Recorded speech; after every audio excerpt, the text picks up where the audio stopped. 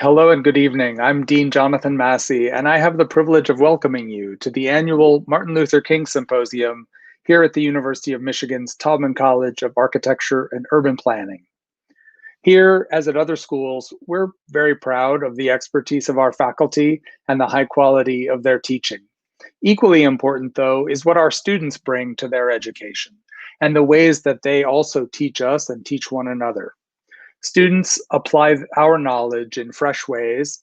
They pose questions that we faculty members don't always know to ask. They challenge our assumptions, and they share their own discoveries and insights. And one vivid example for me comes from about 12 years ago when I first met Craig Wilkins, my now faculty colleague and one of tonight's speakers, through Syracuse University students, Taya Wynn, Oswaldo Ortega, and some of their peers in student organizing. And so this is one of the most beautiful things about being a faculty member is the reciprocal teaching that our students do for us. And this week, my fellow deans and I had the privilege of conferring Martin Luther King Spirit Awards on faculty, staff, and students who are advancing diversity, equity, and inclusion at Michigan. And among the winners were Taubman College staff members, Holly Nava and Sarah St. Amy, planning chair Joe Grengs, and a few students, including Serena Brewer, Emily Ebersol, and Anna Thompson, as well as Design Justice Actions, the student organization that Serena, Emily, and Anna launched this past summer with their peers. Individually and collectively, these students are doing essential work to move the college forward and to move our disciplines forward. The Martin Luther King Symposium is another forum through which our students help to set the intellectual agenda. Every year, it's among the most impactful conversations at the college, and I'm especially excited by our roster of presenters tonight, established and emerging leaders in thought and praxis. So thank you to our speakers and also to the student organizers. And let me now hand things off to my colleague, Harley Etienne, Associate Professor of Urban Planning. Thank you, Jonathan. Before we get started, I want to thank everyone who's watching this from across campus, across the country, and across the world. We have a really fantastic panel of speakers tonight. It's going to be a really great program. This event started almost 20 years ago as a program hosted by students of the Urban Planning program here at Taubman College. In the years that I've been associated with it, I've watched it grow into something very special. This year, our students have found a way to collaborate with their colleagues in the architecture program and truly make this a college-wide effort.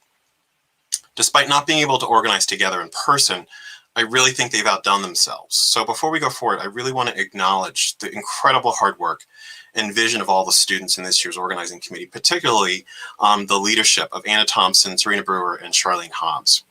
I know that your families are watching, and I hope that they're as proud and impressed with you as we are every single day.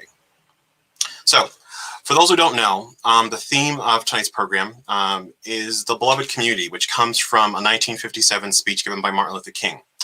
It is a global vision in which all people can share in the wealth of the earth. Dr. King reiterated the importance of nonviolence in attaining the beloved community. In other words, which is genuine intergroup and interpersonal living. Only through nonviolence can this goal be attained, for the aftermath of nonviolence is reconciliation and the creation of the beloved community. This isn't just a catchphrase, so it's more than an idea. The City of Atlanta in 2017 announced that its planning department was adopting the beloved community as the bedrock principle for all of its future planning to offset runaway gentrification and growing inequality in his home city, King's home city. So before we dive in, the students have put together some principles that they want to share with the audience and those watching. That first, understand that the MLK Symposium has stood as an opportunity for us to come together and address those inequalities and racial biases upheld by our institutions. It's important that we inform everyone that today's remarks serve to remind us that we cannot change what we do not confront. And I want to insert here one of my favorite quotes from James Baldwin: "Not everything faced can be changed, but nothing can be changed until it is faced." If we're to be effective in producing this change, we must be honest with ourselves. We must be transparent and explicit with our desires, and above all else, we must listen with the intent to learn from and support one another. We acknowledge that this is not comfortable, but the discomfort in this moment is warranted. As a series of exposing events have occurred in this country in the past couple weeks and years, it's shown us and the world who we really are and what we really believe in. We understand this affects today's discussion and acknowledge the usefulness of this space to address those matters as today's panel leads us.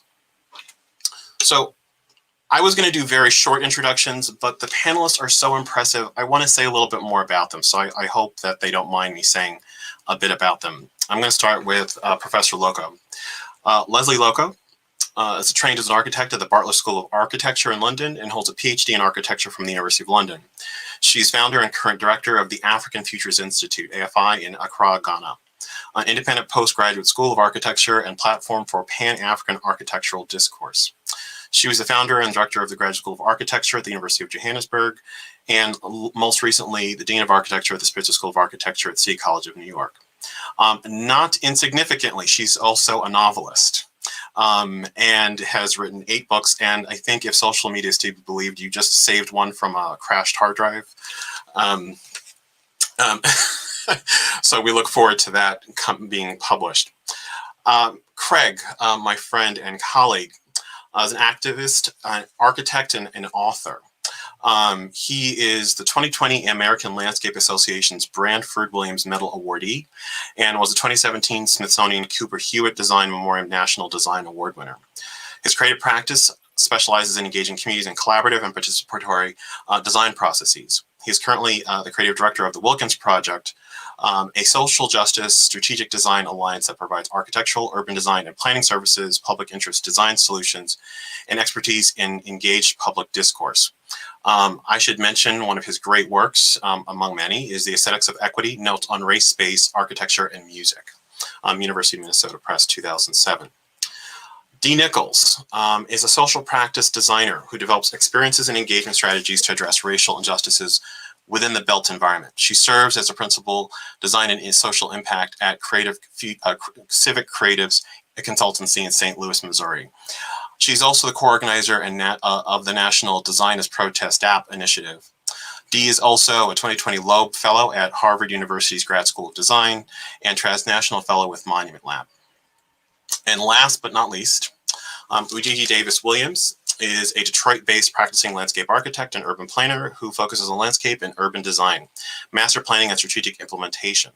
She's currently an associate at Smith Group and an adjunct professor at the University of Detroit Mercy School of Architecture. She is burgeoning as a researcher and explores the intersection between landscape, place, racial identity, and the responsibilities of landscape architecture for historic reconciliation through design.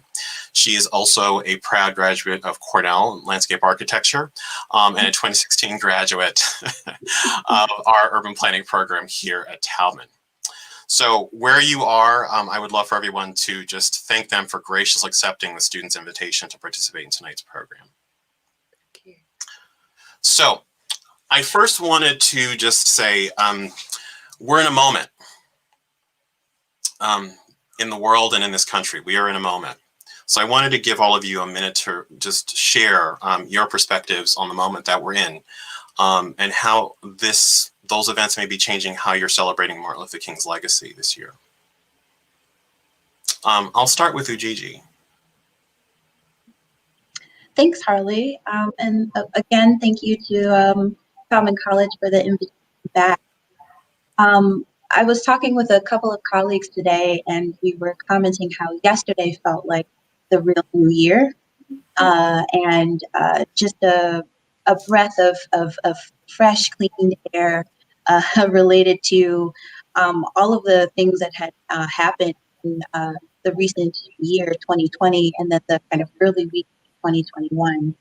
I think that as a designer, starting to really think about the strong intrinsic relationships between design and policy, and realizing that there's more required of us as designers now more than ever to really start to address some of the larger kind of lawmaking processes and kind of larger scale systems that impact both day-to-day quality of life and livelihood, but then also long-term and generational impact.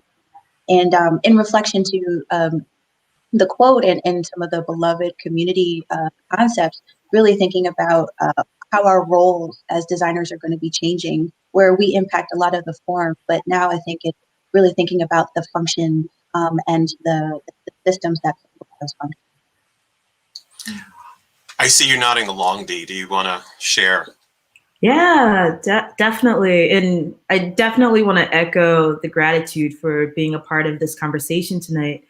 I entered into this MLK Day with a lot of anxiety, a lot of stress, a lot of anger and anguish because of what happened the week before at the Capitol. And every MLK Day, I take time to read, one of his speeches or sometimes a few of his speeches in writings. And with thinking about the beloved community this year, I was really pressed upon how MLK, Dr. King, articulates that it requires a qualitative change in our souls and a quantitative change in our lives. And I shared the enthusiasm, the spirit of yesterday, of the inauguration, especially with the young poet Amanda Gorman, and when she was articulating in her poetry her own vision of these things, that we saw a force try to shatter our nation versus share it,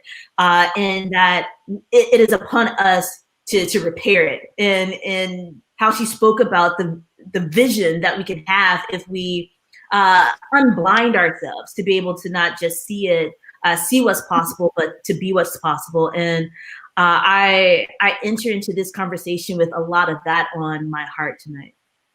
Yeah. Leslie. Yeah, like everyone, just to say thank you for having me. I'm speaking to you from the United Kingdom, so it's nearly midnight here. I mean, I think it's really important for me to say, look, I come to this conversation as an outsider. I mean, I'm not African American. And, as a result, have a very different history and experience of race. And it's not better or worse, it just is different. But growing up in West Africa, I think we were closer to Malcolm X than to Dr. King. And partly because, the kind of history of our struggle for independence was largely violent, not non-violent. And so there's been something in the past year that for me has been very reminiscent of the mood across Africa in the 50s and 60s and 70s, which was about self-determination, about self-belief, and about a kind of independence. And so it's kind of strange that, we looked to America in the 70s and 80s as the kind of epitome of freedom. But I think it was quite a strange view. And now I see the reverse, in a sense, is that there's a moment of freedom emerging in the United States that I think has been, I don't want to say suppressed. It's always been there. But this year, and particularly in the past couple of weeks, it seems to me as if it's emerged. So it's a strange kind of coming together of these two legacies of Malcolm X and of Dr. King. And it's been a time of great reflection. Craig, of course, please. You're muted. Did I mute my? Okay. It's interesting because typically I take this day to, in a sense, to rededicate myself to some of the principles, if not the principles, certainly the objective of the entire civil rights movement, not just Martin Luther King, but the entire movement itself. It's usually been a day that has required me to sort of ask, well, what have you done, or what are you planning on doing? Where have you gone? Are you really sort of moving your justice project forward? This year, not so much. I feel that so much of the last 4 years, at least, has been a constant battle just to hold on to the ground that was won in the civil rights movement. That today I did just the opposite. Today I mean, well, not today, but on the holiday, I spent that day not necessarily dedicating or rededicating myself to the project, but reintroducing myself to my own sort of self-worth, my own self-healing, my own self.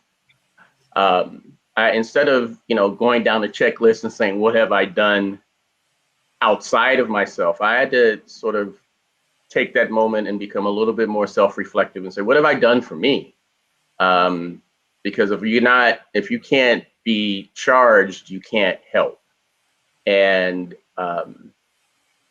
I realized that I was just so drained by the effort of the last 4 years that I hadn't really, realized how much of a toll it had taken on me, both mentally and physically. And I'm not going to let anybody do that. That's not. No, I'm not going to allow that kind of. I'm not gonna pay to. I'm not gonna pay someone else to sort of live in my head or live in my body. And so it was really a very interesting way to sort of rededicate myself to my own sort of health, not necessarily just to the project of racial and spatial justice, realizing that if I'm about me, then I'm always going to be about that project. And that was really a revelation for me to sort of think that, just living my life in a manner that is, in my eyes, just and appropriate could be enough. I think that is just such a brilliant take on how so many of us are feeling. So thank you for your candor there. The sub-theme here is trauma-informed design. So I think this is probably a nice pivot to talk about trauma. Trauma-informed design has become a buzzword as of late, and a lot of people are talking about it. Instead of saving all the audience questions that we received from registrants towards the end, we're weaving them into the program. And so one of the questions was specifically about that, about how can we communicate about trauma when the term is so stigmatized and the impact so devalued and misunderstood?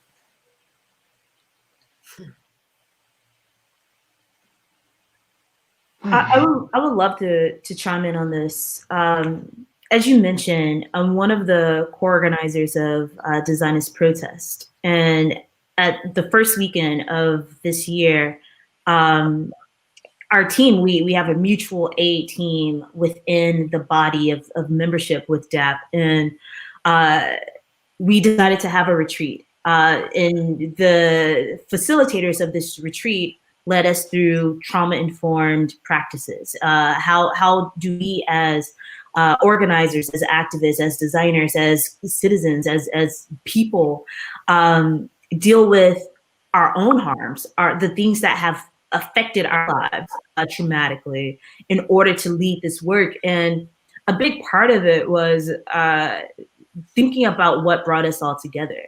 The murder of George Floyd, the subsequent murders of Black people across this nation, and how within our bodies, within our souls, within our familial structures and communities, these cycles have caused a sense of not just post-traumatic stress, but continuous traumatic stress upon our psyche and how we navigate this nation.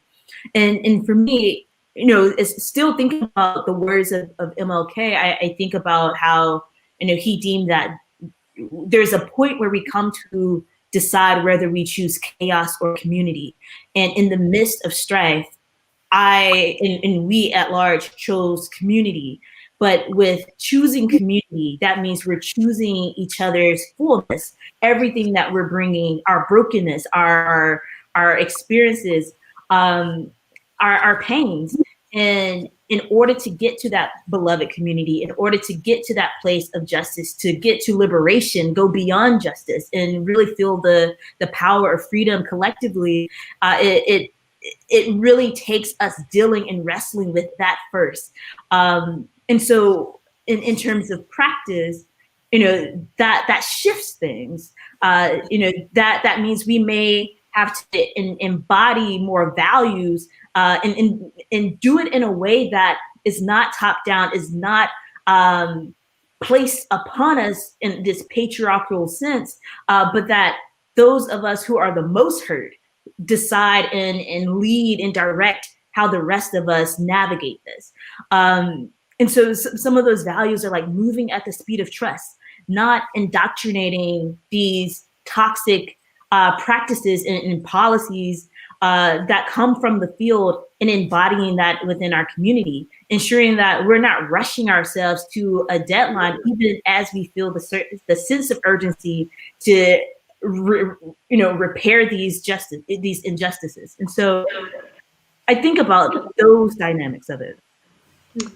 Yeah, that, you really said it a little bit more eloquently than I did.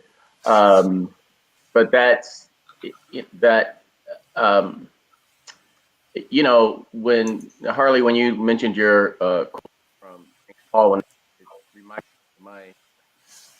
me of my go-to quote from James, which I just love to say.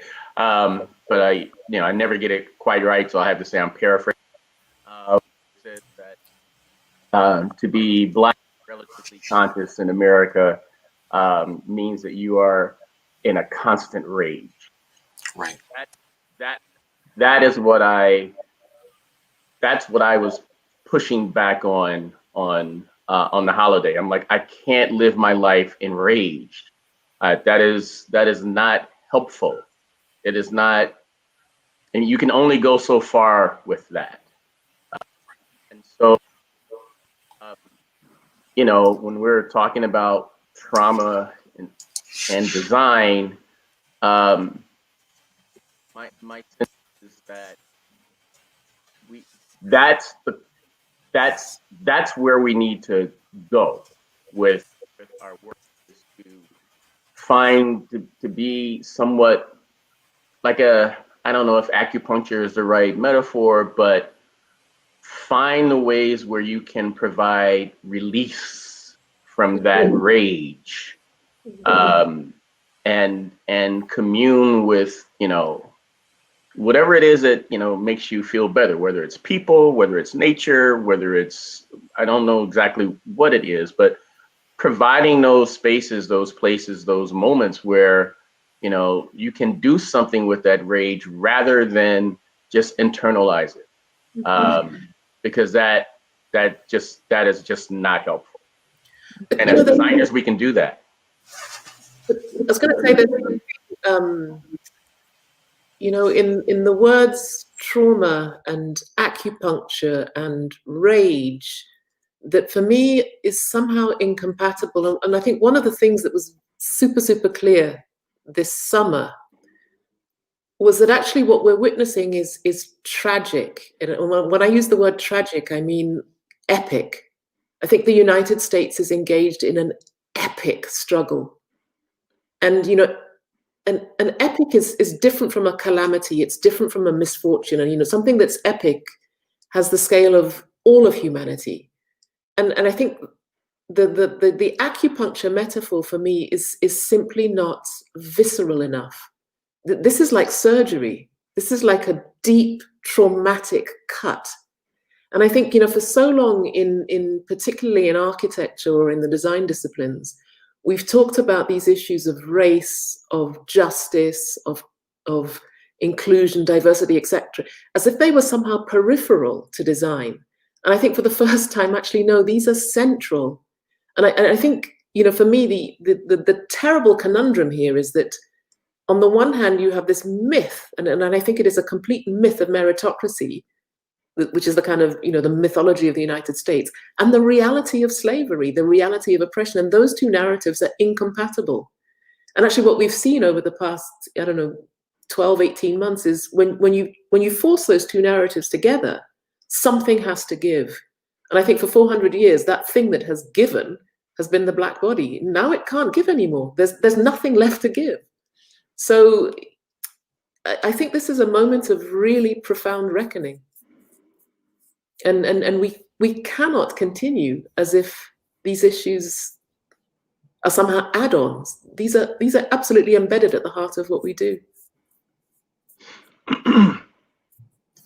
Yeah, I think that's a really great point. And I think kind of the idea of how do you respond to trauma, or how do you begin to respond? I think the stigma doesn't necessarily come from the word itself, but comes from the work that's required.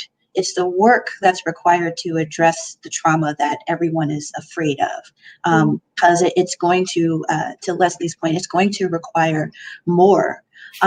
Who it requires now in that conversation, I think, is a big question, because it has been the Black body at the forefront of these conversations, at the front lines of these attacks, and it is not our problem.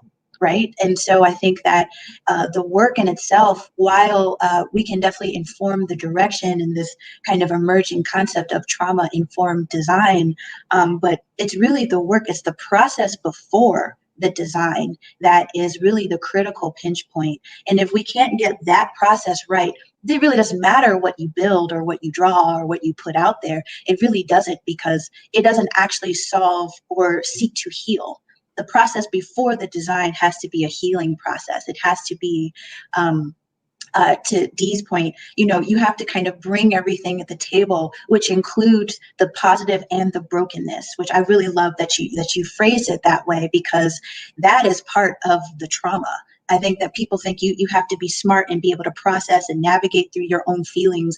And I think that's part of the manifestation of this kind of turning point, is that there needs to be more people in this conversation that is not the frontliners that have been there, which are Black people and Black people in the United States.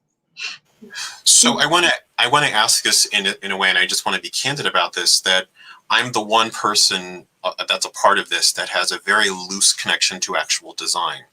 Looking out inward from the outside in a design, I always envy the optimism that I feel designers have. And that when I go to studios, I see students and my colleagues in architecture really kind of aspiring to something beautiful. And that often, not always, planners sometimes can be a little less visionary, and we're much more practical in what's possible, not possible, based on budgets and finances and politics.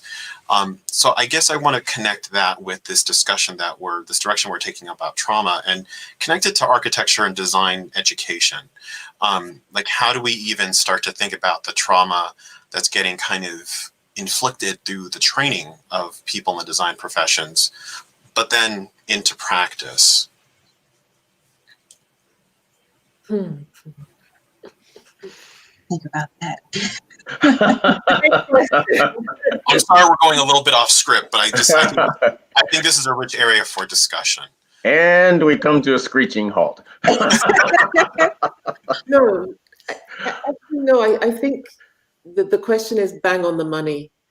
And, in every architect and every designer, and I'm not sure I completely buy into the separation of urban design, interior design, architecture, planning. For me, those are also, they're constructs. And those constructs also serve a particular way of thinking about and delivering the built environment. And education is complicit in that.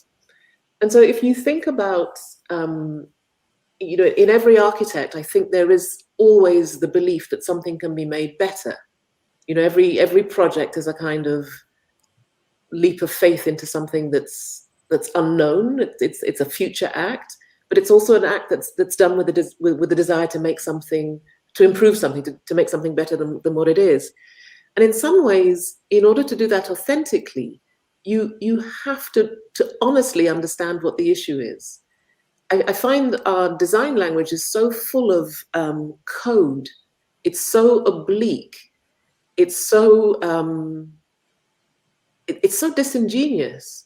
You know, when we talk about trauma, I mean, trauma is a stand-in word for history. It's a stand-in word for what's happening. Well, like, we call it trauma, but actually what we're talking about is it's life. It's what's in front of us.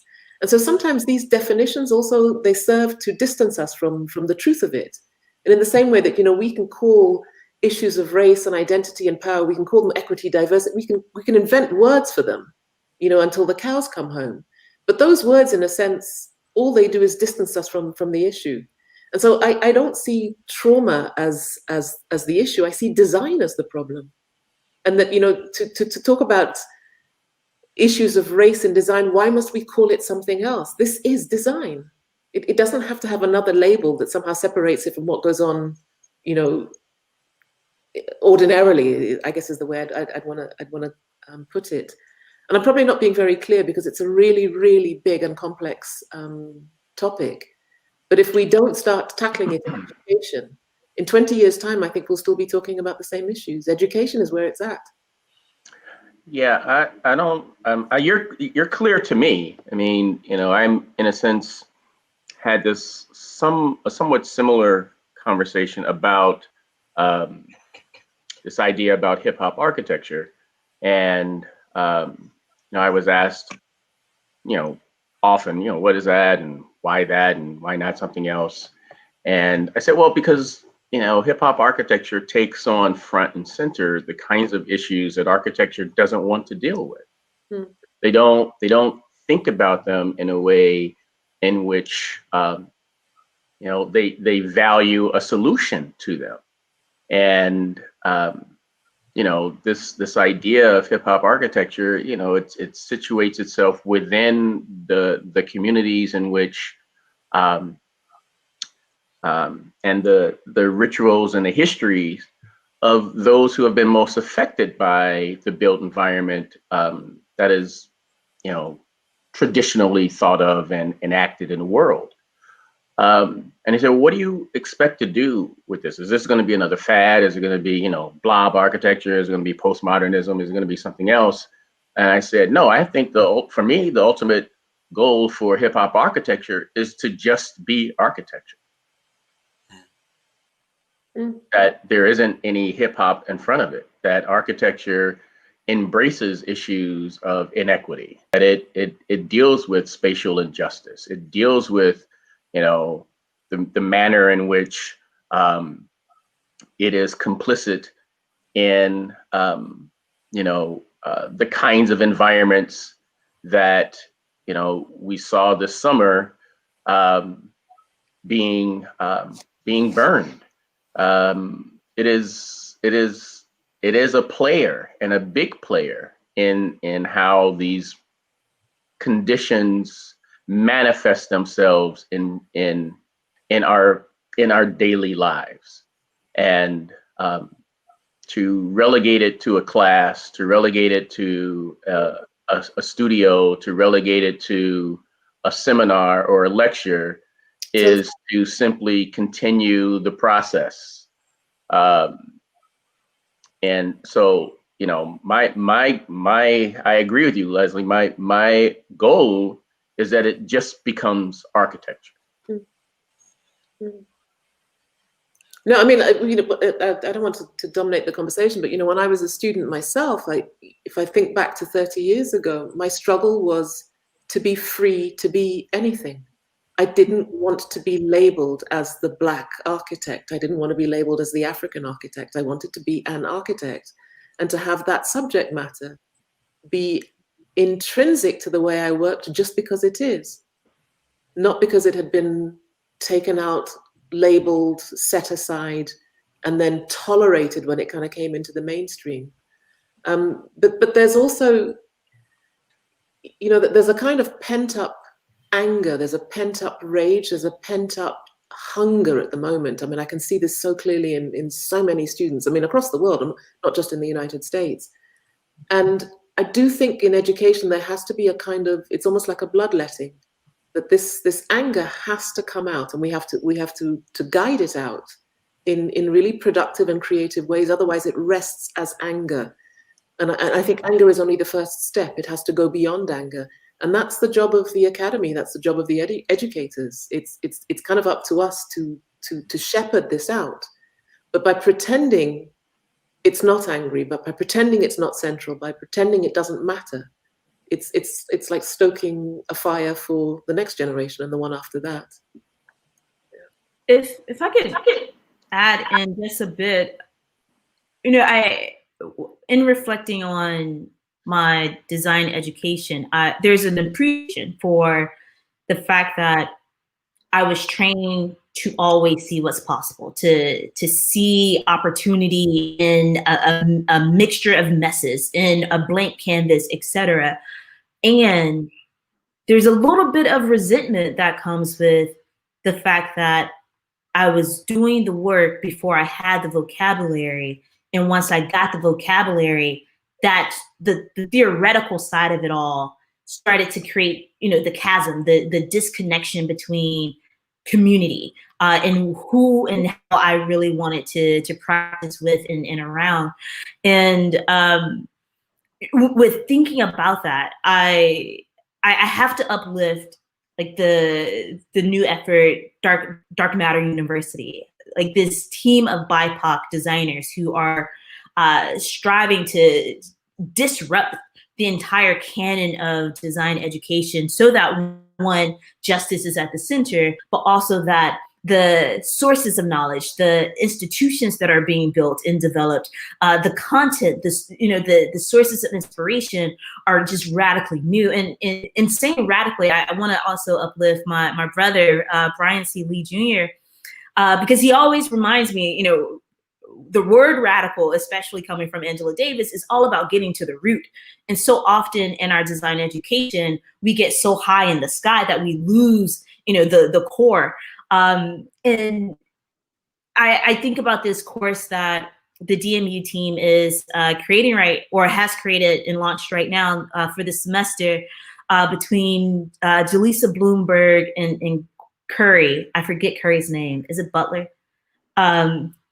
I forget. But, this course is taking inspiration from like crip walking, from all of these like Black cultural performance arts and elements, and using that to help us understand how design is spatialized, how injustice shows up, how culture is represented across space. And those are the types of things that I know I didn't receive in my education. There wasn't that direct connection back to the things that I was seeing on the daily basis around me. And so getting to the root of who we are through how we design, I think is an opportunity for design education at large. I have sat on dozens of reviews, and one thing that always comes up is precedent. What's the precedent? What did you look at? There's good and bad with that. But I want to just kind of pivot a little bit to one of the questions that we got from the audience was about where have we come close to this aspiration of a beloved community? Are there places where we've come close? Or are there elements of the beloved community in practice that we can say, here's a precedent of how we've come close to this? See, I'm not all that. I kind of I look at that question differently. Okay. Because I don't think the beloved community is a place. I think it's something that we carry with us. And so that place could be any place. It's about, the kinds of things. So for example, what Dee was just mentioning about, the class that was being taught that looks at sort of these cultural practices in space that tend to reveal something about life, right? Something about a ritual, something about, these things aren't done willy-nilly, they're done for a reason. And those folks who recognize those particular practices and tropes in space bring with them their own sort of beloved community, right? They in a sense treat those people fairly. They treat them as equals. They treat them as they engage them on a level playing field as much as possible. So I think this beloved community is not a place that you can point to. It happens, okay, so I'm gonna give you a real, because I like music, so I'm gonna give you a real crazy kind of moment. So I'm old now, so I don't know if these things even exist anymore, but when I was younger, I used to like to go to raves, right? One of the reasons I like to go to a rave was because, a real rave, you didn't, you got a phone call like a half hour before it started and they tell you where it was, right? It wasn't some place that you could just, oh, I'm going to go there every week. So it was the sort of underground nature of it that was intriguing to me. But the other thing that was intriguing to me was that there was always this moment in the evening. Sometimes it might happen early, sometimes it might happen late, but it was always there, where everybody seemed to be on the same page. The music, everybody, it was just, you would hit this moment, it might last for, 15 minutes, it might last for 5 minutes, but the DJ, the crowd, the music, the movement, everything just seemed like it was beautifully choreographed. And this is somebody who doesn't use E. So I could see this, I could see it clearly. And there were all kinds of people there. There are all kinds of people. And when they left, some of that energy would dissipate, however long they're away from that space. But some of that energy would reverberate outside. So, that to me is that beloved community. It's in a sense that it is you, and it's not you can make that any place if it's within you. So I think I interpreted this question a little bit differently. Maybe more so, I inserted beloved Black community. And it actually made me think of the places that I grew up, or communities that I grew around, that were dead-ended, that were stopped or impeded by a group of people that othered us. And I'll just say it in that kind of abstract way. The best example that I can give in this moment is the drummer circle in Marcus Garvey Park in Harlem. And my mom worked in Harlem for 20, 30 years. I went to school in Harlem. I'm from a Brooklyn girl, but I did all of my extracurricular stuff in Harlem. And that was a place that we could go, whether with my mom or with my friends, that community was always there. The conflict became when Harlem began to gentrify and invite other people who were not accustomed to that culture. Those were our eyes on the street. These were our elders. These were our babas and our mamas. These are people who danced with us, who drummed with us, and they disappeared because they became policed. And I oftentimes feel that the beloved community, if it does begin to exist and take up a spatial identity, it becomes incredibly policed. And so then the cultural facets, the form, the function, all of those things become disrupted and disturbed by an outward lens that doesn't value, doesn't care, or doesn't understand. Which of the three or all of them combined doesn't understand that culture and the relationship that it actually has with the space, the people, the youth, the elders, and all those kind of intrinsic relationships that we value as a community here in this country. So I often think about the beloved community. I do think that there are places, and to Baba Kret's point, it's like it's where you are, it's where you call home, it's with your neighbors, and your food and your community centers, etc. But I often feel like they often peak and become roadblocked. And that's where we have that kind of quality of disruption. And we see that it's cyclical. We see that time and time again. I wrote an essay about Black Bottom in Detroit, that was in the 50s. We see that if I'm also now referencing Harlem, that's in the 2000s. And it doesn't have to be as destructive as a highway kind of barreling between two, a business district, but it's kind of those minor disruptions that are associated with policing and policing bodies in space that I think helps to disrupt what the beloved community could actually be. And we never actually get to see it manifest in its full form because of that. I think it's the conundrum of the 21st century. I mean, in a way, I kind of agree with Richard Sennett on this, that community is relatively easy. You look for people who think like you, but collaboration is the real, that's the challenge.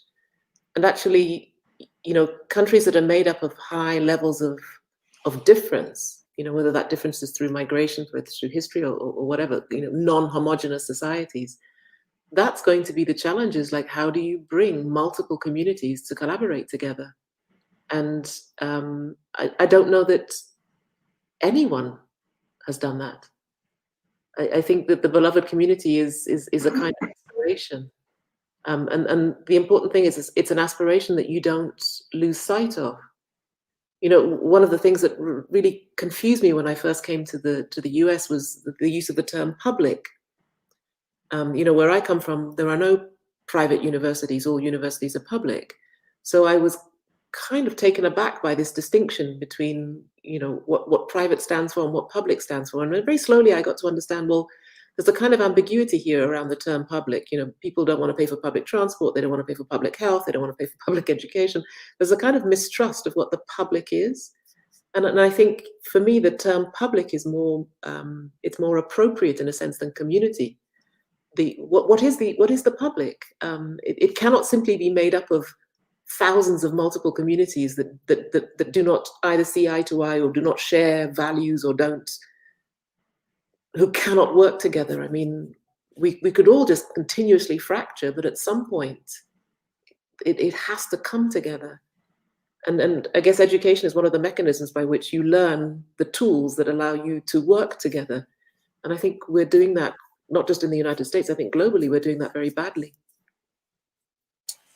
I think this is probably, I'm sorry, Dee, please. Oh, yeah, I just wanted to chime in a bit, and especially with some of the remarks that Craig shared. I'm very much in that vein as well. I come from a family of ministers, and there's this saying within our family and our community that, with the church, whenever 2 or 3 are gathered, there I am. And when I think about community, a beloved community, I go directly to that in many ways, that it doesn't necessarily have to be a concrete geography or space or building, but the energy that the people are carrying with them. And when I think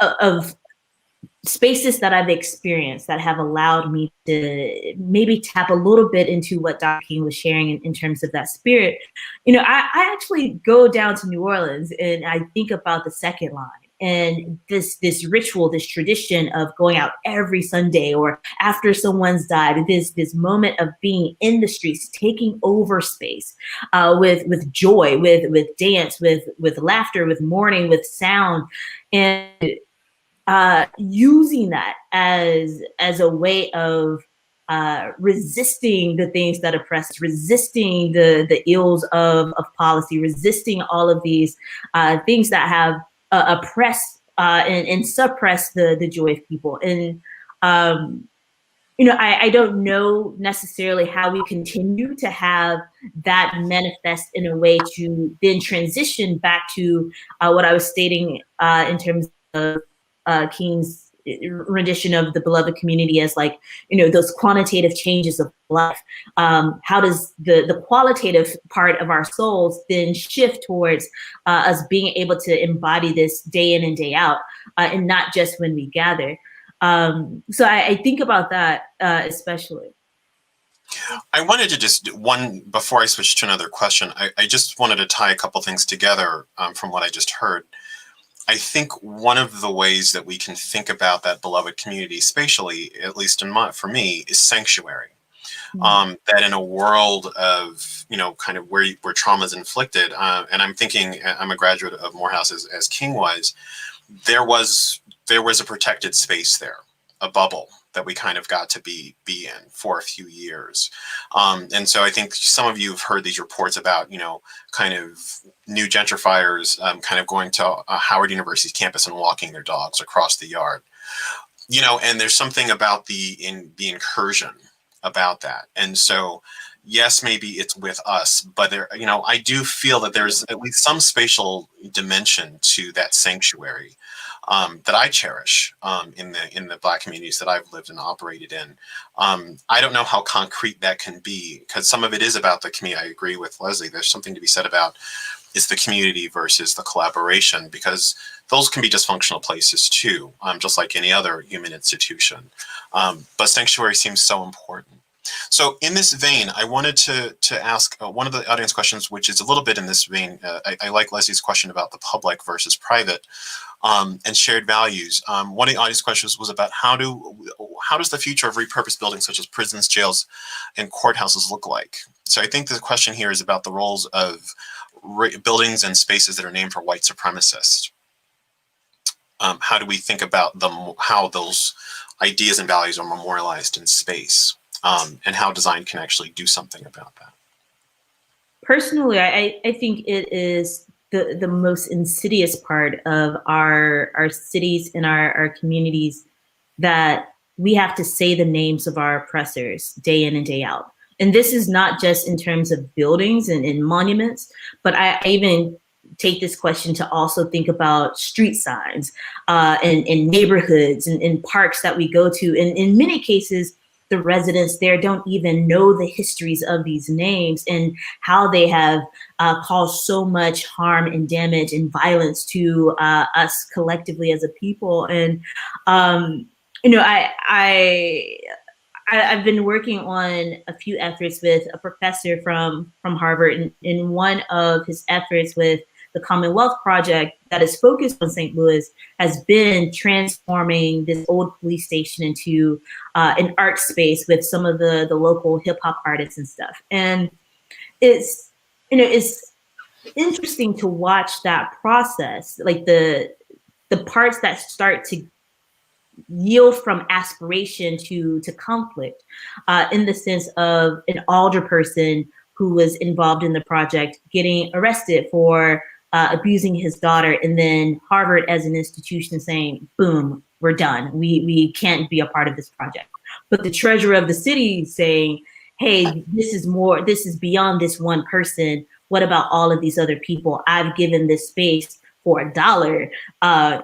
Please, reimagine it, its purpose. And those types of tensions between what institutions are willing to do in order to help us reclaim space and re-inhabit these detriments of our communities in more positive ways. And I think it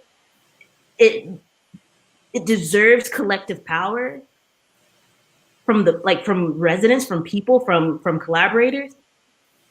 But so often we have to rely on the institutions for some of that. And I hate that tension as we talk about these matters of like justice and inequity within cities. But for me, one of the most liberating kind of educational experiences I had came in South Africa after the Rhodes Must Fall protest movement. And there were student protest movements against the statue of Cecil Rhodes outside the University of Cape Town, and then the following year against the cost of fees. And it was really interesting that the two movements were primarily directed against a statue, against a kind of piece of architecture.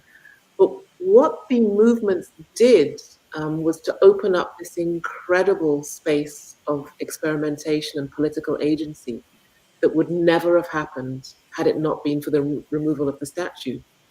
So, the founding of a school of architecture in Johannesburg, the kind of pedagogy that we were able to experiment and to put into place would never have happened without those movements. And so I have an ambiguous relationship with it, because I think sometimes the crystallization of anger that's directed against something can also lead to something that you could never have predicted. And it, in a way, it had to be squeezed to that point of overflow. And some of the footage of, when the statue was taken down, and I mean, we've seen this in many places, the violence done to the statues is in some ways symptomatic of the violence that's internal. And thank God it was taken out against the statue. That it provides a kind of, I guess the only word I can think of is bloodletting. And it was an incredibly liberating experience post the removal of the statue. I wanted to go back to the first part of the question about prisons and jails. I think that the idea and the positioning of our I don't even want to call it our legal system. Jails and prisons are very much, to me, very financial. Very much about extracting value from communities, which is people, right? Kind of local talent, just kind of bodies on the street, people in the house, and extracting that value. I'm not sure if jails and prisons are the actual, they're not the root of the issue. For me, it's really the system in itself, because I think we can call a prison or a jail anything, and it will still be that. It's an extractor, and it's like a bank is holding Black and brown bodies of value inside to do something else for minimal fees, but for ample amount of time. And I think it's really that system that needs to be reframed. I know there are a lot of architecture firms, mine included at Smith Group, that have made very public that they will not work on prisons and jails and punitive kind of courtroomy type of facilities as part of their portfolio. And also saying that in reflection of having participated in projects like that, and recognizing the extraction quality that they have in communities that actually need those people to be there. These are dads picking up kids at school. These are moms going to work. These are young boys on their way to college that are put into these confinements. So I don't necessarily think that it's the physical location or the physical place of jail that necessarily needs to be abolished, but very much the system on how it's used, who is being put there, at what rates. We know there's tons of research that we know it's disproportionate, but that system itself has yet to be addressed. I think my conflict or my challenge is trying to understand, where do architects fit? Where do we fit as designers in that system? Is it on the end of kind of the, not designing the cage, or is it at the front? And how do you kind of establish a system that is the built environment that protects people from that kind of pipeline into these facilities? Or is it somewhere in the middle? Where can designers kind of begin to inform that deviation? I think in the Black in Design conference at Harvard, Deanna Van Buren gave some really beautiful insights on, restorative justice and the architect's role of kind of intercepting the offense and the cage, and creating an actual space that helped to that had all these kind of social services and spaces for expression that kind of helped to divert people out of the cage and back into the society. I think that's one really brilliant example. But I think for me, as a landscape architect, as an urban planner within this kind of design sphere, I'm still trying to figure out where on that kind of scale or that spectrum is where's the strongest intersection point that doesn't even allow people to even begin the process for petty crime, nonviolent crime, stealing a candy bar or a backpack that nobody found, and all this other kind of stuff. So I think for me, I think it's really about how do we address the system? Is it to be redesigned? Is it to be abolished? Is it to be intercepted? I think that's a challenge for me as a young professional, very much interested in that space, but not really knowing where to jump. But I was going to say, it's so interesting that, you know, we use the word design and we use we talk about the skills of the architect or the skills of the designers in general. And actually, I can think of very few disciplines that give you the tools to be able to think through a complex situation better than architects. You know, and when I say architects, I mean the broad kind of built environment professions. You know, we're taught to think through things. We think in section, we think in plan, we look under things, we can see around things. Like, you know, spatial thinking allows you to see the complexity of a situation. So in a curious way, what we're all talking about, we have the skills to be able to see the prison and the jail and the courthouse. We have the skills to be able to understand the system in its complexity. And somehow we think, I think, that the building is the end product of how we're training. And actually, no, we're training people to think in a different way. And if we had greater confidence in the way we teach each other how to think, I think the obsession with the end result will not be the goal. Yeah, I wanted to. That's a great point. I'm going to come back to that, but I think that I think we limit ourselves, and I understand, Ujiji, your point about where's the point where I have the most leverage, where should I spend my time where I can get the most impact. But I think we limit ourselves as architects, as a profession, as a discipline. When we, ask that question, because I think we should be at all those points. We should be at the beginning. We should be at the middle. We should be at the end. It's not, we don't have to choose. As Leslie mentioned, we've got skills that are useful at every point of that, that process. And we should be using those, and we should be engaging in those. But the point that you mentioned about it's not really the building itself. In my view, you're right. It's not. It's what it signifies, right? And in a sense, cultures build what they value. I mean, that's what they do. If you value education, you got a lot of schools around.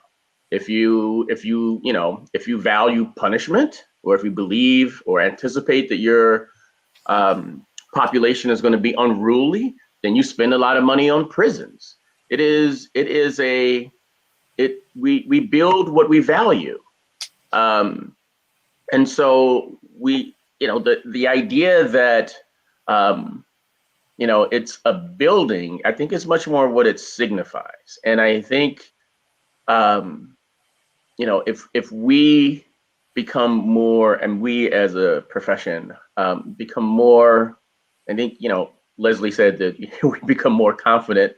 I don't know an architect that isn't confident, probably overly confident. But I don't think we value participating in that process. It's not how we're taught. If you as a designer, as an architect, say, you know what, I'm gonna get ahead of this problem. I'm gonna sit at the table when things are, when we're starting talking about it, rather than later when all the decisions are already made.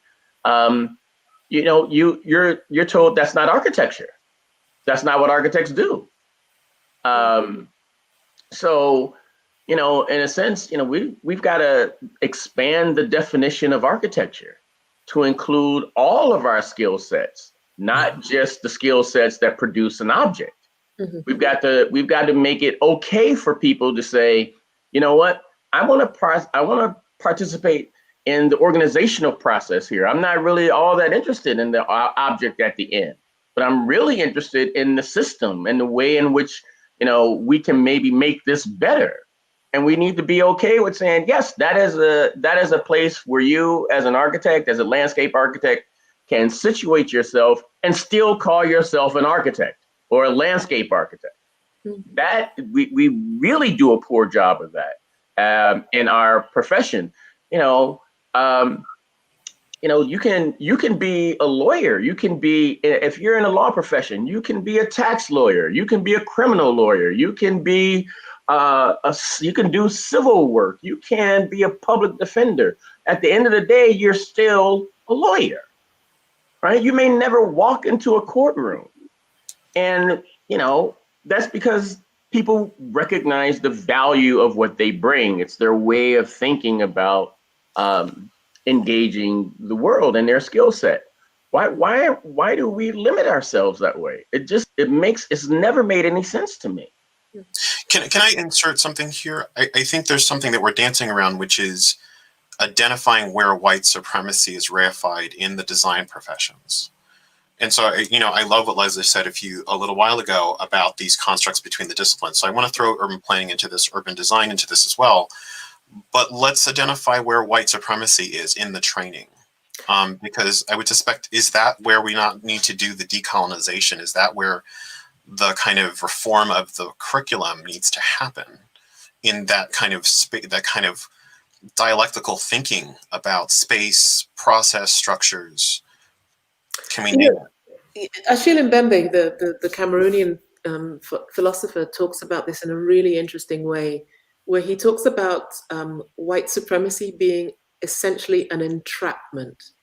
It is about stasis. It is about enclosure. It is about the protection of the edges. It's about keeping something from change. And in a really strange way, the way we think about the profession, the architectural profession, to me is very similar. If I had $1 for every time someone had asked me, both as a student and as a teacher, is that architecture? I could have retired 30 years ago. Mm-hmm. Architects are obsessed with keeping architecture in. And so in a sense, the discipline acts like its own kind of white supremacy. It keeps everything else out. This is not architecture. This is architecture. This is landscape. This is urban design. This is planning. Disciplines that are much more porous, that are much more, and I use the word confident because actually I disagree. I think architects are amongst the most insecure people I've ever met. I mean, for me, there's a difference between hubris and confidence in the thing. But, for a discipline that is confident, I think about music, I think about literature. These are disciplines that allow outside influences in. They're porous. They bring in, they allow things to change and transform them, and then they go out again. Architecture is obsessed with its edges in the same way that white supremacy is obsessed with its edges. If you think about how, supremacists think about miscegenation, about, the mixing, architects are exactly the same. We think about the influence of landscape architecture on the profession as if it was a stain. It's completely unnatural. And for me, that's what curriculum change. I mean, that's why I think the question of race, the question of identity, the question of blackness, this is a gift to architecture. It will open it out. It will not close it. And the fear is for me symptomatic of its own entrapment. I almost want to just let us soak that in. Thank you for that. That was beautiful and so spot on. Mm. Yeah. Yeah. So we have a lot of other questions. We could go in lots of different directions, but I want to actually maybe pivot a little bit to talk about the pandemic here. This huge kind of toll on the world, not just the United States, but there's a lot of suffering and loss here. How is this shifting your thinking about practice in the design professions in your own work?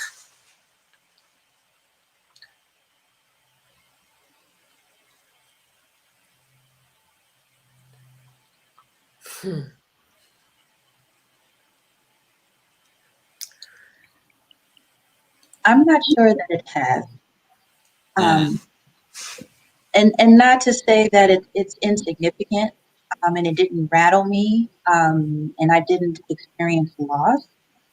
But for me, the pandemic, and just the last several years as a whole, helped to elevate or highlight things that I already knew to be true, to colleagues within my circle.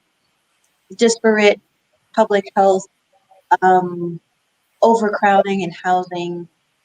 I'll tack on, you know, police brutality, fatality, injustice. I think it seemed to kind of brim up a lot of other, or emerge rather for a lot of other people when it was brimming for a good chunk of others. I think I began to resent the kind of notion of the twin pandemic, as though, you know, one element was they're both rising at the same time when the kind of the racism component has been long blowing, and you know, and it's cyclical. I think that's just how I've been seeing things. So I'm not sure if it's changed my pursuit in why I entered this field. I think that it's maybe in some cases helped to embolden me to step out a little bit harder, a little bit stronger, with both feet, even so. And I think also then to really begin to make sure that I'm checking in with myself. I also know what I'm seeking to offer or seeking to solve if that's my intention. But I'm not necessarily sure that the pandemic itself has changed my lens or my view. I think it's actually given me maybe some tunnel vision on why I'm here and why I'm doing what I'm doing. That makes it more makes my efforts feel more intentional. I echo that. The pandemic, in many ways, has just simply affirmed and deepened the work that I was already committed to. I would say, you know, some of those expanded intersections have been in regards of environmental injustices, looking at, you know, the considerations of air and water quality across Black communities in particular. I would also say that today has been a very momentous day in my personal life, in my career, with accepting a new role. And I, in many ways, in this past year of being a fellow at the GSD, has been a long pivot for me of not just thinking about the built environment that we are all familiar with, but also now looking at this other built environment, the digital world, and how these issues come up within virtual spaces. Looking ahead to how we might consider augmented realities and the injustices that might come up within that. With being a part of Monument Lab, you know, that has been one area of focus, but also thinking about memory work and the notion of seeing right now as a point of projecting out Afrofuturistic visions of how we want to be and be spatialized and how we want to experience justice moving forward. And so it hasn't necessarily fully shifted many things. It's just enlarged the territory of how it all works, if that makes sense. I don't know if this, again, I would maybe agree with the sentiment so far that I don't know. I'm still in the middle of this, so I don't know how it's changed me or the way that I work or the way that I think about this or the way I think about my work. You know, these days I'm much more of a scholar. I tend to write a little bit more. And, you know, I have thought about ways in which what I tend to write about now has, in a sense, a plethora of more examples and or support. And, you know, I'm not sure that that's really a good thing, you know. And I'm also perhaps questioning, you know, who I'm writing for. what my audience is. You know, for a long time, my audience was, you know, the profession and discipline, trying to, you know, move the needle on issues of race and justice and space and things of that nature. And, you know, I'm playing around with ways in which I can, you know, sort of write that might be a little bit more emotive and not necessarily so academic, choosing to use, you know, creative nonfiction as a way to tell stories. So to try to pull in a little bit more emotion into some of these things.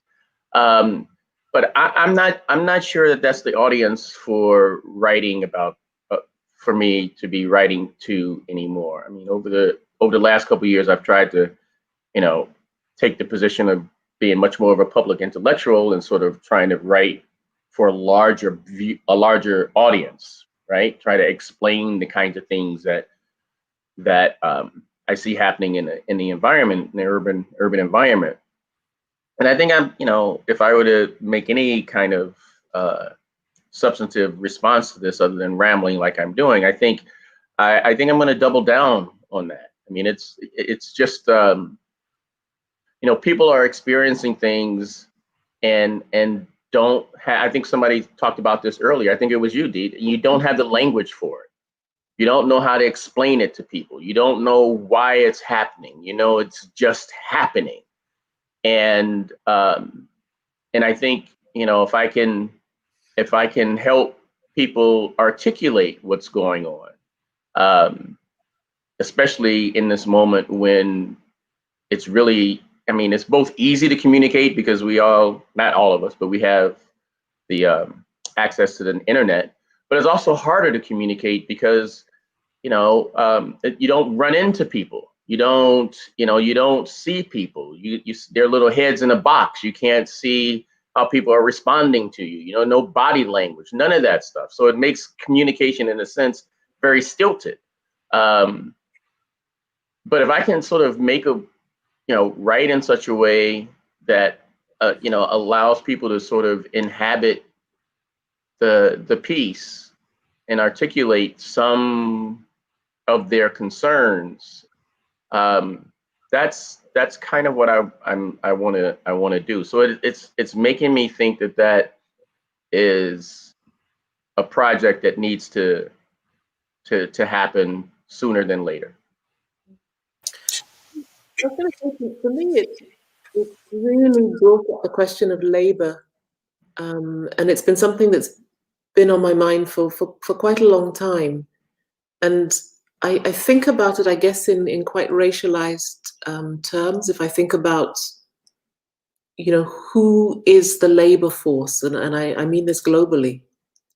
And the pandemic, in a sense, has increased labor. So, I mean, we're not only talking about, frontline workers, the deliveries, the people who in a sense were exposed the most. But if you think about us now, all of us academics, I mean, we've been reduced to labor. We have no social relations anymore. I mean, you get up, you sit down, you sit in front of your computer. I'm probably working more hours now than I did previously without any of the other interactions that brought meaning, in a sense, to life. So for me, it's been a really strange time to think about really deep questions of labor, which is always tied to race. So I agree, in a sense. The pandemic for me was like a catalyst for thinking about other things. It wasn't really and I remember when it first hit in New York, I would go out amongst, in the very early days when we were still able to meet people, I would notice that with white Americans, everybody would be talking about the situation and they'd be talking about the pandemic. And then later on, they'd still be talking about the situation as in the pandemic, but Black Americans would be talking about the protests. And so two communities were talking about the situation. And for white Americans, it was largely the pandemic. And for African Americans, it was largely the protest. And I just thought that, for me, was really interesting how the two events had such disproportionate significance in either community. And for me, 2020 was about the protests. It's the pandemic was in a strange sense, it was the underlying thing. It wasn't the thing itself. Yeah. If I can answer my own question, I would just want to offer that there's something about the loss of public life. And by public, I mean the ability, as Craig was saying, to run into people at the coffee machine, in a store, on the street. And I think for urban planning, there's something to be said about the loss and death of space. And I don't want to say that space is dead, but the idea that to go to Rittenhouse Square in Philadelphia and have a coffee on the beach and run into people, without the people there, it seems to have lost some meaning. And so I worry about how we rejuvenate those spaces when we start to come out of this and figure out how to socialize again. And there's something about that. But I also want to add something about teaching. As we just full circle in the conversation to think about the trauma that all of us are experiencing as we're leading students to think about their professional training and how to think about police abolition, how to think about white supremacy, how to project a map correctly, how to do an axon, and think about all these other issues, the pandemic, the protests, the police. I'm a little bit at a loss. And so, in future conversations with my colleagues here and across the country and the world, I hope we have a real conversation about how to do both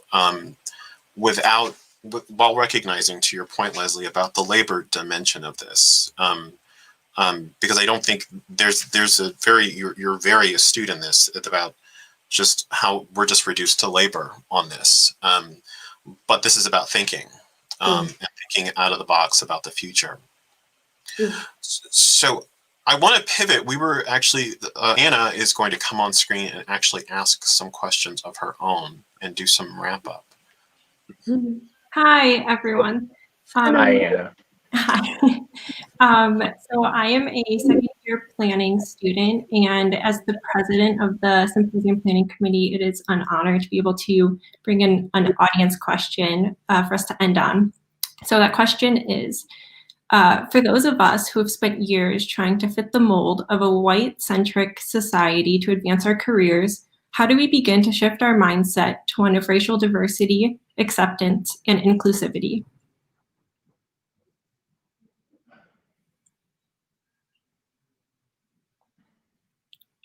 An easy one. Okay, because this my answer won't surprise anybody, so I'll just go ahead and throw that out there real quick. I don't know that that's the work that we need to do. I mean, we've been doing that work forever. I mean, it's embedded in the question. The person has spent years trying to fit into a particular kind of system, right? That's work. Listen, we were talking earlier about, and Leslie made this excellent distinction, between community and collaboration. I think it was community and collaboration. You can't collaborate with it can't be a collaboration of one. It just, that doesn't work. So, if we're in this situation where you're trying to fit inside a box that doesn't seem to want you to fit, or you have to leave so much behind to make that actually work, then that's not a collaboration. It's probably not a space you really want to be in. So I don't think that's the work that we should be doing. I think we should be doing the work that we want to do and creating value that way. Whether that's value for yourself or your community or whatever your project is. And the other part, that's work they have to do. And it's not, I'm sorry, I get asked often, can you come talk to us about, we're really interested in diversifying our office, or We want to have a conversation. No, look, you're not ready to have that conversation with me. You're not. You're not there. You know, you want a checklist, and you'll do 8 of the things on the list, and if they don't work, then you go, well, I tried and it's not. We'll go back to doing what we want. You have to do the work. You have to be ready to collaborate. And until that time, I'm not going to wait for you. I'm going to do my thing. And I mean, you kind of have to take that attitude, I think, that work, some work has to be done outside of you.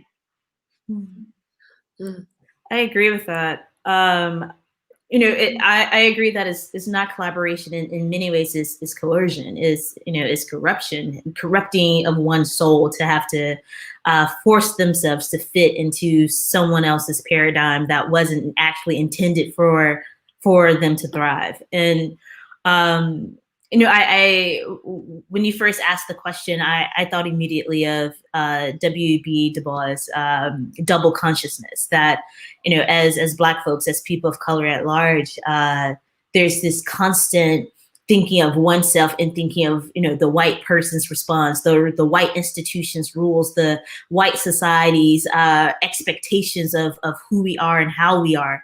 And, I'm on the verge of like, F that. I attended a PWI.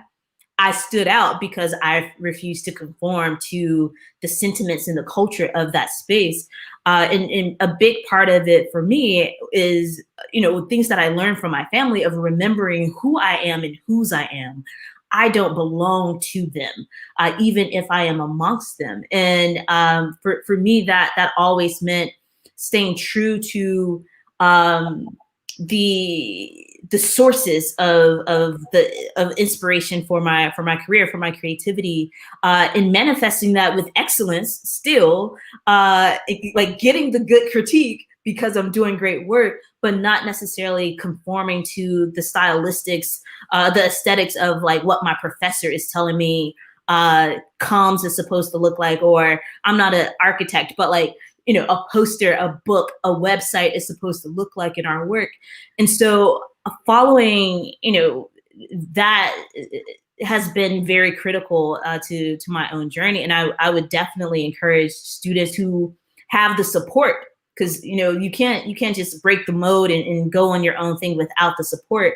But if you can cultivate a community of not just allies, but comrades, of people who love you, who won't let you fall, that safety net, as some people call it, I think there's a lot of room to liberate yourself from the confines of what any white institution is asking you to do.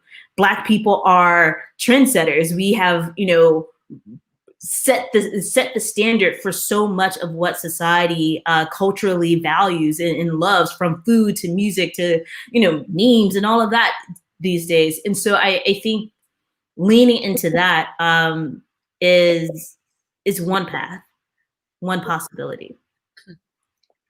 I mean, I remember as a student, somebody said 2 things to me. One was that if you are determined to investigate this relationship between race and architecture, if that's what you're going to do professionally, you must be prepared to suspect everything that's said to you. Everybody is suspect. So, okay. And then the second thing someone said a bit later was, live out of your imagination, not just your history. And those 2 things were really powerful totems, I guess, and not particularly pleasant. I mean, to be suspicious of everything that's said to you because you don't know the source of, you don't know the agenda behind whether you're given praise or condemnation. You don't know where it comes from. It's difficult. Yeah. That's interesting. I'll just add briefly, I guess my advice would be to not make other people's problem with you your problem. I think that oftentimes we internalize the othering of ourselves and try to make it better. And we didn't other ourselves. Somebody else did that to us, for us, and without us, and without our permission. And I think that that's where the desire to conform comes from, to assimilate in those kind of constructs comes from, is internalizing someone else's problem with your difference instead of the celebration of it. And so if you choose not to let that be your problem, you can detach yourself from that and free and kind of free yourself into exploring some of these other components, whether this is through a design lens or otherwise, or just this is just like people advice, right?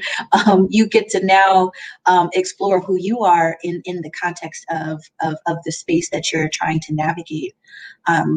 I think that oftentimes, especially with some of these conversations, as Dr. Craig was saying, with institutions asking for advice on approaches to EDI initiatives, I'm already here, right? So there's also that. It's like, I'm already here. I'm already a part of the conversation. What are you doing to kind of position the people that are already in that space to actually then be able to kind of pull in the other people that begin to reflect those values, instead of now searching for boxes to check, but rooms to fill with bodies that then don't actually have a meaningful contribution other than presence and representation. So that would be my answer to that question. And I believe we have some resources to share. Yes. So if you'll look in the description of the YouTube video that you're watching, you'll see a couple links there. The first one is if you want to read more from our panelists. And then the second one is for Taubman students specifically, to look at some recommended courses that are relevant to this conversation and some events that are coming up. We have a great list of events happening in February for Black History Month, so I'd like to check those out. So check those out. Yeah, and I'd love to see you guys at those. And I'll turn back to Harley to close us out. So again, I want to thank the students for organizing this fantastic panel. This has really been just really one of the greatest MLK symposiums we've had, and I'm just so grateful to our four panelists. I'm just so grateful. Thank you, Leslie. Thank you, Dee. Thank you, Craig. Thank you, Gigi. This has been very interesting, and I know it's going to live on the web for a while, and I hope that other people benefit from this, and we get to do this again in some form soon. So please stay safe, and Leslie, please have a good night's sleep. We know it's late there. Good morning sleep. Good morning. But thank you all so much, and thank you all, everyone who's watching at home and around the world. Thank you so much for watching. Thank you. Thank you. It's been great.